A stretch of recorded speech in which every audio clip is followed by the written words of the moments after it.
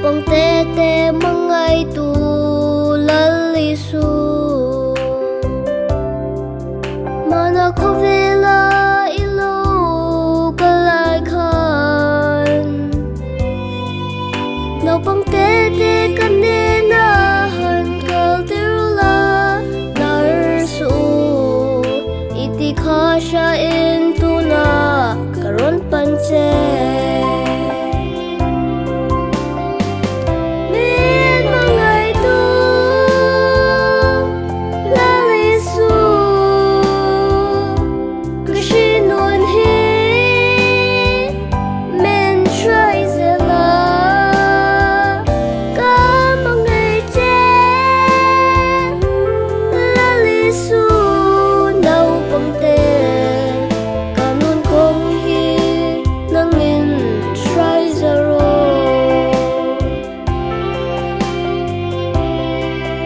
Imangay naupang tahi lalisu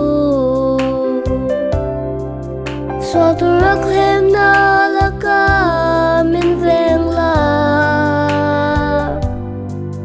Ikarao tiang lem ngay ka min chantirin min shwela Irong kan bol vet hay nan min puiro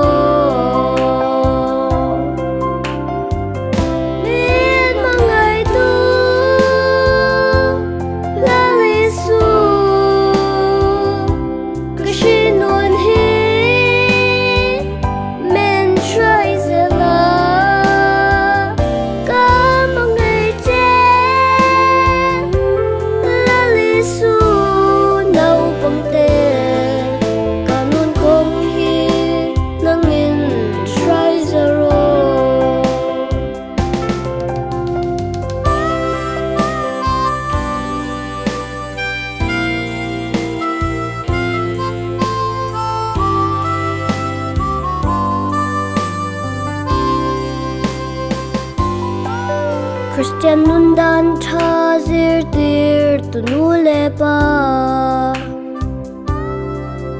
Nangin min pe alal pa galome Zong zong amin Hmangaihtu kalay patyan nule pa